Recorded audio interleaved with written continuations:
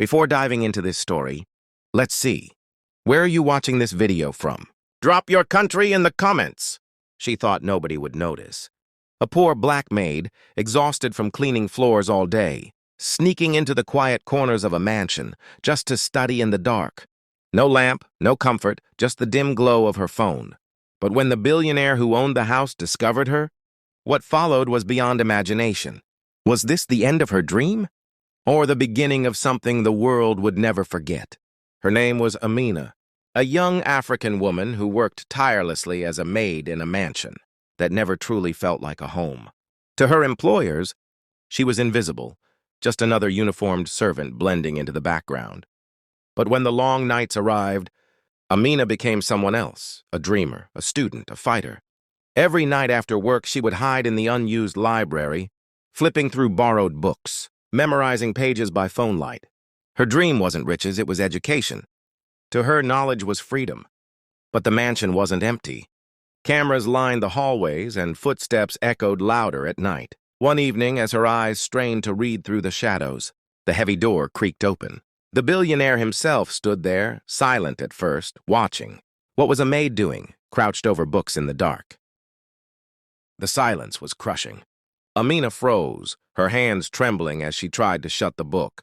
The billionaire's eyes narrowed, not with curiosity but with disbelief. To him it was laughable. A maid, a cleaner, thinking she could rise above her place. He mocked her. His words dripped with condescension, reminding her that she was only there to scrub floors, not to chase dreams. He sneered at the sight of her borrowed textbooks, her cracked phone glowing weakly.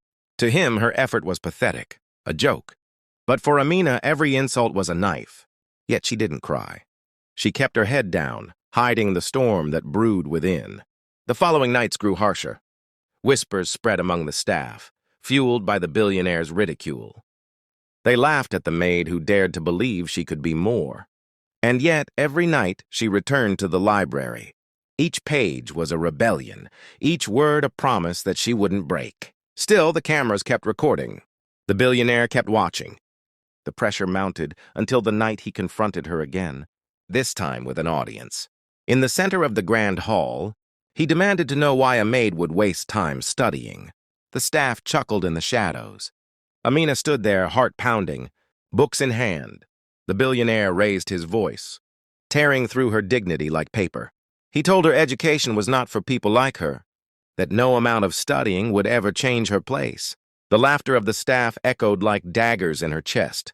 But Amina did not break. Her hands shook, her eyes welled with tears. But her voice was steady. She whispered words that silenced the room. If knowledge does not belong to me, then who does it belong to? The hall fell quiet.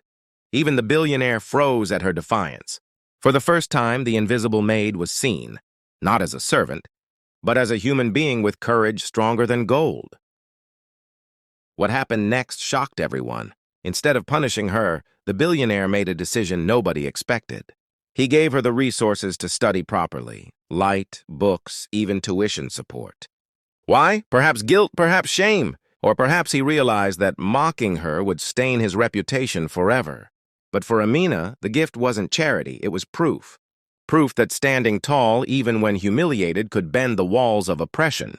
Her story spread beyond the mansion, inspiring others who worked in silence, who dreamed in the shadows. A single maid studying in the dark had forced the world to look closer at its prejudices.